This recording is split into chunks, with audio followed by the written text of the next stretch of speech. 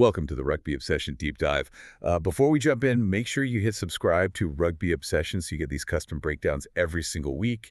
And drop a comment below with your take on today's topic. We really want to know what you think. Yeah, we have a really fun mission today. We are unpacking the mathematical mayhem of the latest World Rugby rankings. Right, specifically updated for March 6th, 2026.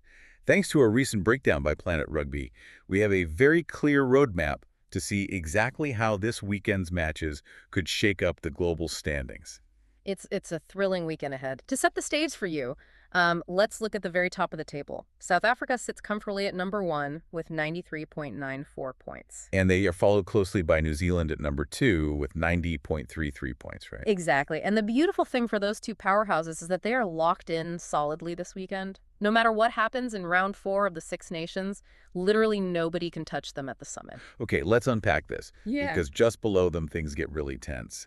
Let's look at the clash involving Ireland and France. Right. They are currently sitting at numbers 3 and 4. Yeah, so Ireland is at home playing 12th-ranked Wales. But because the mathematical system expects the home team to win, and because there is a massive 15-point rating gap between them, Ireland gains almost nothing for a victory. Literally nothing. They are essentially penalized for playing a lower-ranked team. They really are. They could beat Wales on the pitch and still drop to number 4 in the rankings. What's fascinating here is that this opens the door for France. Because France is right behind them. Right. If the French squad beats Scotland, they can completely steal that number 3 spot.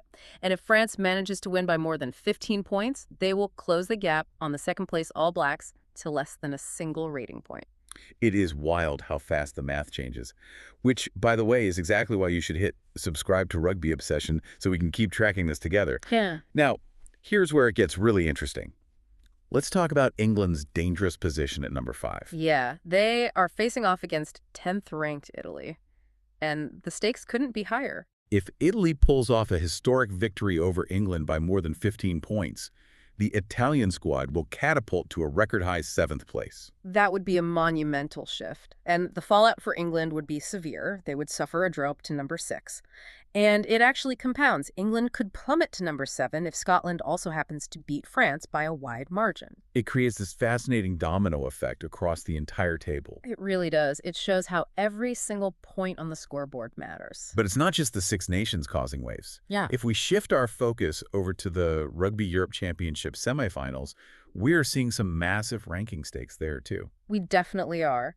Over in the REC, Georgia's spot at number 13 is completely secure, even if Romania manages a shock upset against them. But the matchup between Spain and Portugal is the real thriller. Oh, absolutely. Instead of getting bogged down in the exact numbers, think of it this way. Spain is sitting just inside the top 15, and Portugal is close behind at 17th. If Spain secures a win over their Iberian rivals, they hit an all-time high ranking of 14th. But if Portugal wins big, specifically by more than 15 points, they completely leapfrog Spain to 16th and send them tumbling. Conversely, a loss for Portugal could send them crashing down to 20th. Precisely. So what does this all mean? Well, for you following along at home, it means that in modern international rugby, the margin of victory is just as crucial as the win itself. You aren't just cheering for your team to win, you're cheering for them to win by 16 points. Exactly. And if we connect this to the bigger picture, it leaves us with a rather provocative thought. If the ranking system heavily penalizes highly ranked teams for dropping points to lower ranked ones, does this mathematical structure secretly discourage Tier 1 nations from scheduling matches against developing rugby programs? That is the real paradox here. Are we punishing the top-tier teams for growing the global game? Please hit subscribe to Rugby Obsession and leave us your comments on that final question down below. Thank you for listening to the Rugby Obsession Deep Dive, and we'll look forward to you listening to our next episode.